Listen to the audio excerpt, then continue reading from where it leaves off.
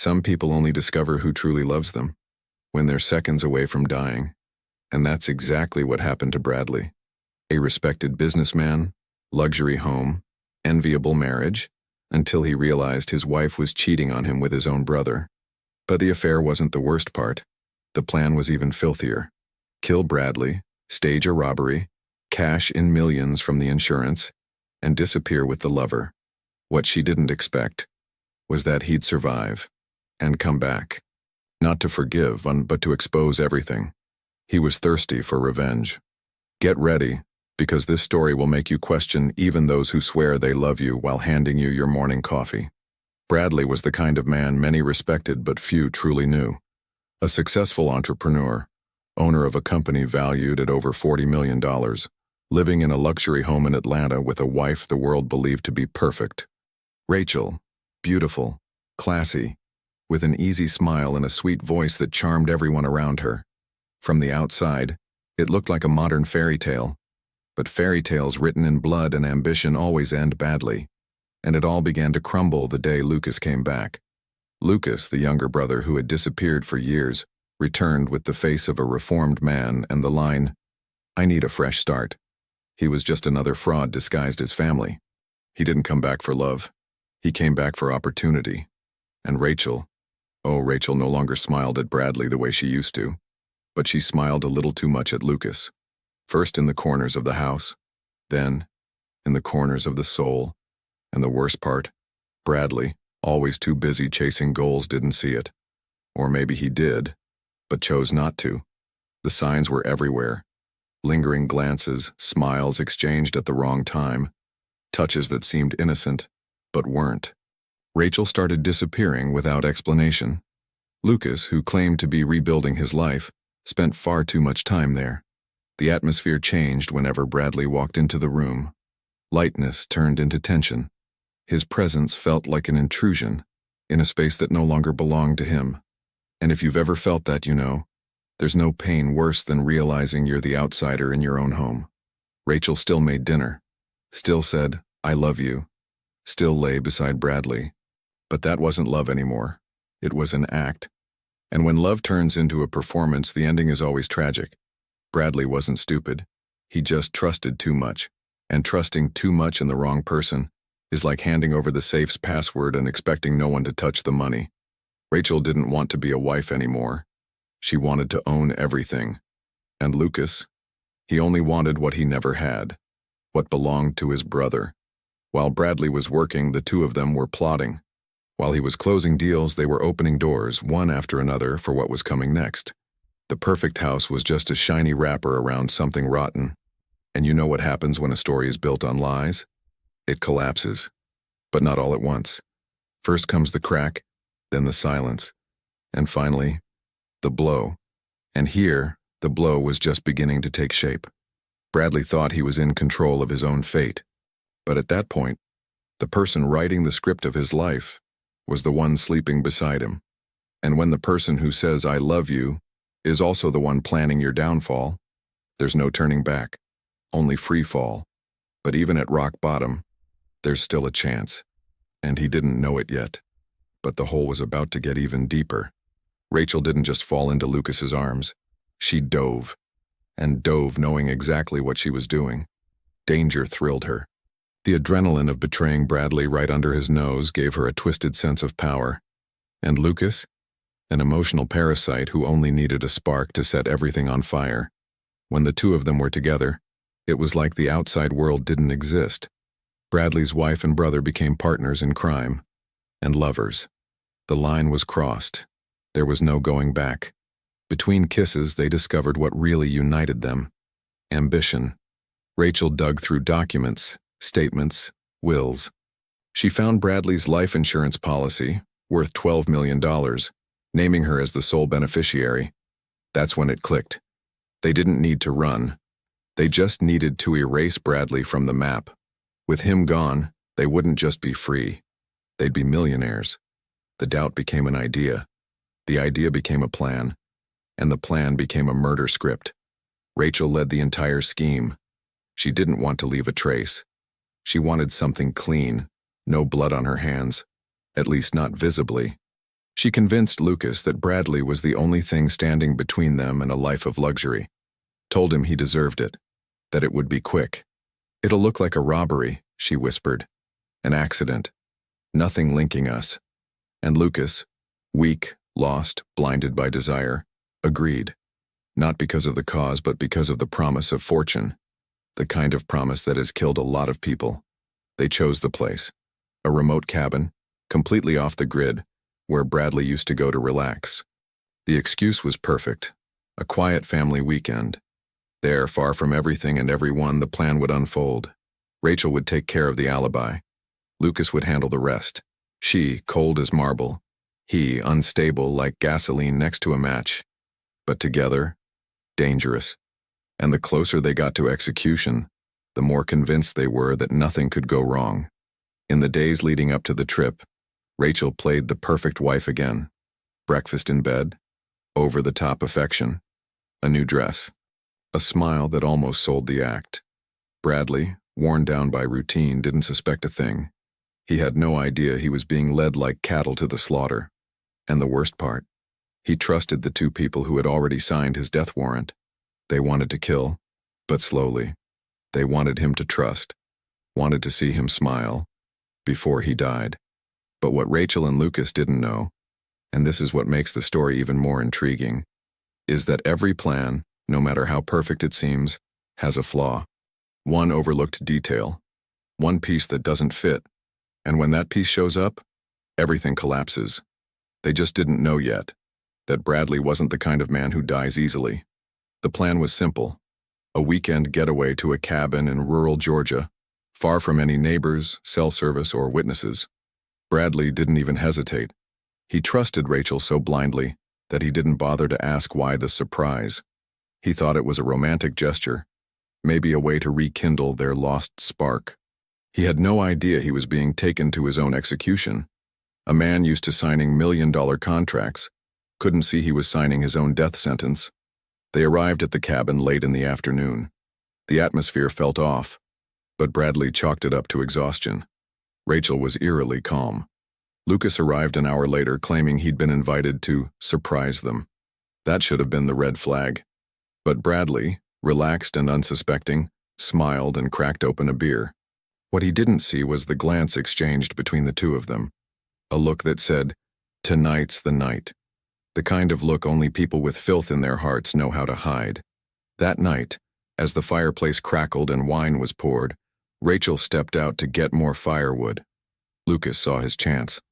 He pulled a gun from his coat, aimed it with shaking hands, and said, "Sorry, bro. Nothing personal." Bradley froze. A second later, the shot rang out. But Lucas was inexperienced. The bullet hit his shoulder. Bradley fell, pretending to be more hurt than he really was. His survival instinct kicked in. It was fight or become another statistic. With no time to think, Bradley rolled out of the cabin, dragging his body through the cold woods, leaving a deliberate trail of blood. Lucas, panicked, ran back to tell Rachel, "It's done. He fell into the river. He's gone." And her? She cried, but not out of grief. She cried with relief. The plan, apparently, had worked. The only person who knew the truth had vanished. And with that, the two of them believed they were free to rewrite the happy ending, just without the original lead.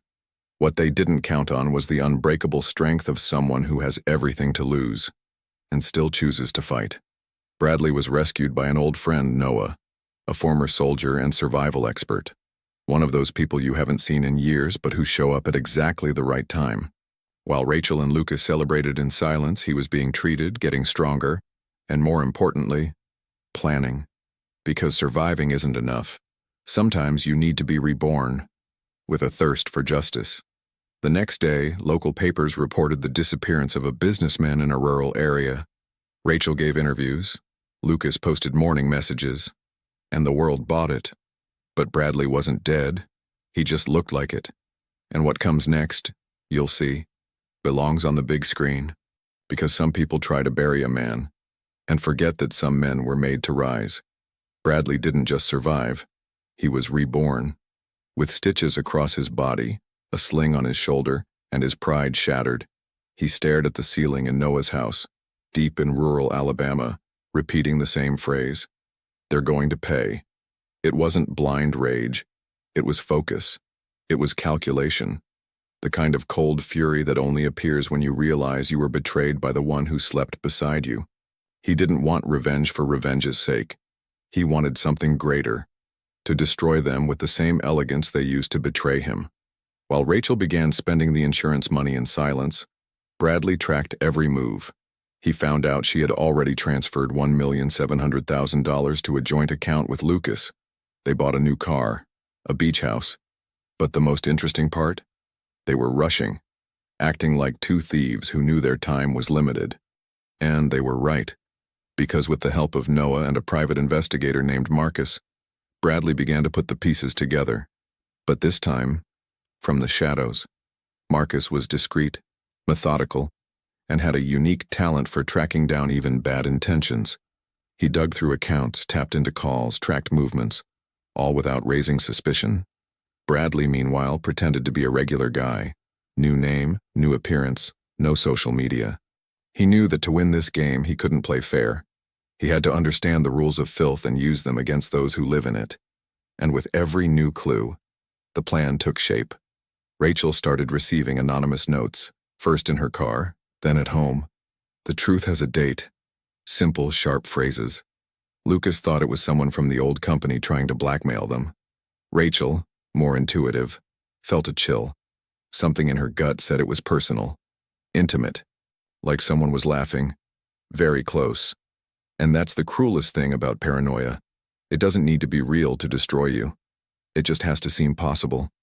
At the same time, Bradley began to drop subtle hints.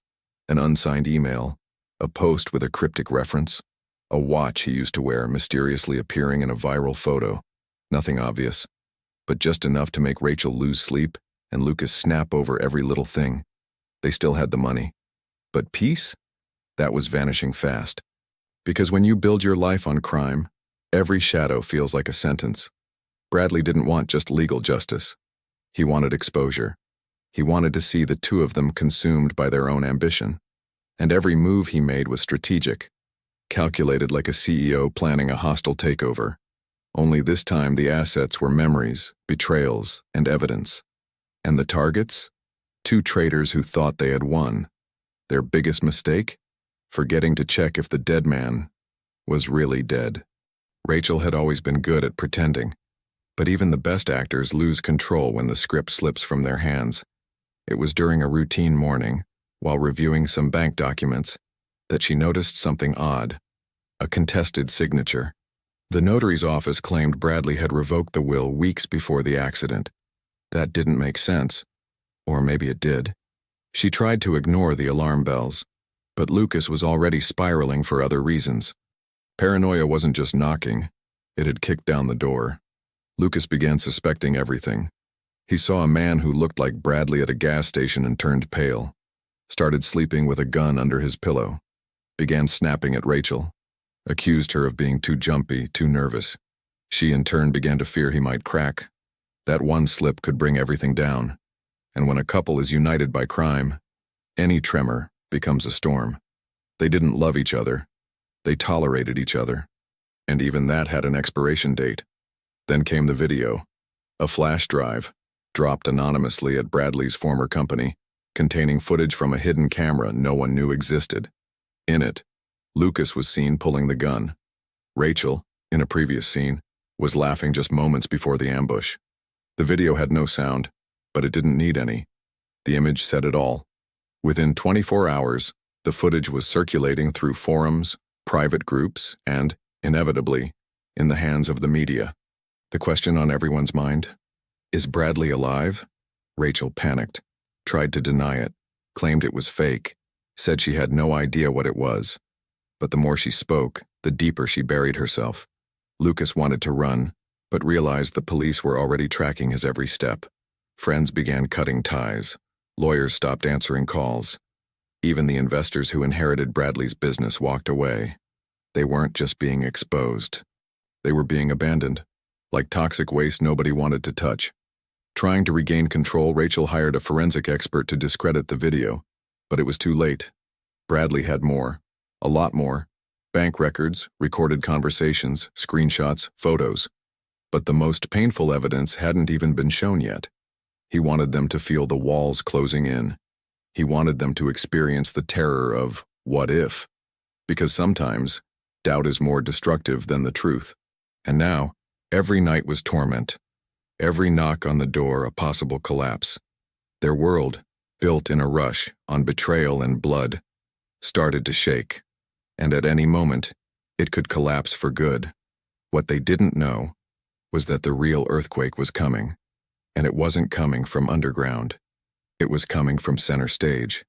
Literally, it was Gala Night in Atlanta, a charity event organized by Bradley's former company, now run by Lucas, with Rachel as the honored guest. Cameras, guests, executives, journalists. Everything seemed meticulously staged. Except for one thing. The main entrance halting. A black armored car pulling up under the flash of lights. When the door opened, the room went silent. It wasn't a ghost stepping out. It was a man, standing tall, in a suit, with a gaze sharp as a blade. Bradley was alive, and more alive than ever. Rachel dropped her glass. Lucas froze. They both gasped at the same time. Some guests looked around, wondering if it was a trick, a double, a stunt. But the moment Bradley climbed onto the stage, with steady steps, calm breathing, and a folder in hand, everything became clear. He hadn't just survived. He returned with the script in hand. The silence turned into shock. The shock into panic. And in seconds, the ballroom turned into a courtroom. Bradley didn't yell. He didn't accuse. He didn't cry. He simply showed, one by one, the videos, audio recordings, documents. Evidence played on the big screen like marked cards. The moment Rachel and Lucas transferred the money. Their conversations planning the crime. The weapon registered under a proxy linked to Lucas. The footage from the cabin. It was like watching a live documentary, with the villains on stage. The crowd filmed everything. Every frame would go viral, get analyzed, dissected. Bradley didn't want justice. He wanted a story. Rachel tried to approach him, mumbling something no one could hear. Bradley stepped back, looked her straight in the eyes, and said a single sentence caught by every microphone in the room. "You buried me alive, but for God I know how to dig." Lucas tried to run, but was stopped at the door. Two officers were already in position. Handcuffs, screams, flashbulbs, a public takedown with a full house. And the most impressive part? Bradley didn't flinch. He just watched. Like a director watching the final scene of a film he wrote himself. As Rachel was escorted out, still in shock, struggling to understand how everything fell apart so fast, Bradley was met with a standing ovation. But he didn't smile, didn't celebrate. He simply stepped off the stage, handed the folder to a prosecutor, and exited through the side door, the same way he entered. Quiet, steady, unbreakable. This wasn't about winning. It was about showing that some people don't die easily. Some people come back. And even though the event ended there, the story was only gaining strength. Because when the truth is revealed with lights, cameras, and action, the consequences spread fast. And the next chapters would be even more intense, carrying the weight of justice and the public exposure they feared the most. When news portals ran headlines like, "Wife and brother-in-law arrested for $1 million murder attempt," there was no turning back. Rachel and Lucas were taken straight from the party to the police station, handcuffed in slow motion, under a shower of flashes and boos. They looked like characters from an episode of Dateline. The scandal flooded social media within minutes. In less than 24 hours, Bradley's name was trending across the country. But not because of his fortune, because of the cold precision with which he turned their crime into a spectacle of justice. In jail, Lucas didn't last a week without getting into trouble. He was beaten by other inmates after the story blew up. Coward who tried to kill his own brother. That's how they called him in the halls. He got a brutal beating, lost 2 teeth, and had to face the humiliation of being rejected by everyone who once fawned over his new life. The lawyers, once arrogant, now started negotiating plea deals. But Bradley was clear with the prosecutor. "I want them both. No deals. They deserve to pay, together." Rachel, on the other hand, tried to twist the narrative, cried in interviews, blamed a moment of weakness, claimed she was manipulated. But no one bought it anymore. The media had everything, and the public had already judged her. TV commentators, podcasts, influencers, all portrayed her as the face of coldness, greed, and betrayal. Once known as Atlanta's perfect wife, she was now a symbol of national disgust. What she thought she could hide between the sheets was now on every screen, every phone, every feed. And Bradley? Instead of drowning in resentment, he did what few would. He donated part of his fortune, over $3 million, to institutions that support victims of emotional abuse, blackmail, and attempted domestic homicide. In every interview, he didn't speak about revenge. He talked about rebuilding, about how pain can break you or transform you. And maybe that was his greatest victory, proving it's possible to win without stooping to the level of those who tried to destroy you. What's most curious is that, even after everything, Bradley didn't celebrate. There was no easy laughter, only sobriety, like someone who knows that some wounds don't heal with applause. Some scars are eternal and serve as reminders. He didn't want fame. He wanted justice and peace. But he also knew this story wouldn't end with prison. Because when someone stabs you in the back, the body may recover. But the soul? That takes time. And even though the final verdict was still pending, one thing was certain. Rachel and Lucas didn't just lose what they tried to steal. They gave up the most valuable thing they had, their reputation. And in this game, what comes after the fall can hurt even more. Bradley left Atlanta not long after. He told no one, gave no final interviews, didn't look back. He just took what mattered, took a deep breath and left. Not out of fear, but because he knew that some battles, even when won, keep echoing inside us. He didn't want a standing ovation. He wanted silence. And more than anything, he wanted to forget the sound of the voice that said, "I love you," while sharpening the knife behind his back. Because betrayal doesn't fade with time. You learn to live with it. For months, he lived in a small town in rural North Carolina. No luxury cars. No corporate meetings.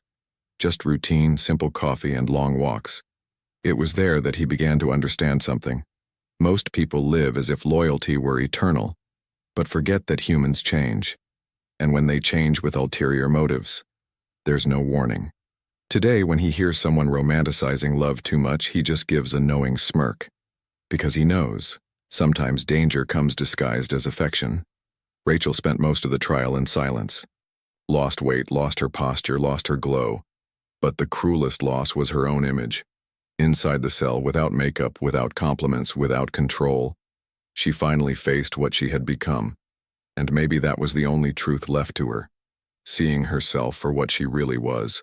Someone who traded 20 years of history for easy money, and ended up with nothing. She didn't just lose Bradley. She lost herself in the process. And that, no appeal can undo. Lucas died 2 years later, killed in a prison fight. No one showed up at the funeral. Not even Rachel, who was still appealing her sentence. No one cared. No one missed him. And that says a lot. Because when the only thing you leave behind is the memory of destroying your own family, silence becomes the only response. He could have rebuilt a bond with his brother, but he chose to cut the rope, and was swallowed by his own ambition. Bradley, meanwhile, started giving small talks in local communities. He spoke about loyalty, intuition, and how life can turn you upside down without warning. Said that trusting is good, but it shouldn't be blind. That loving is noble, but shouldn't be foolish.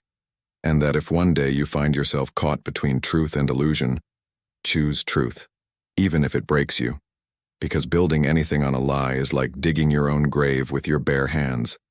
But the phrase he repeated most, and with a calm, almost cold tone, was always the same. They betrayed me out of greed.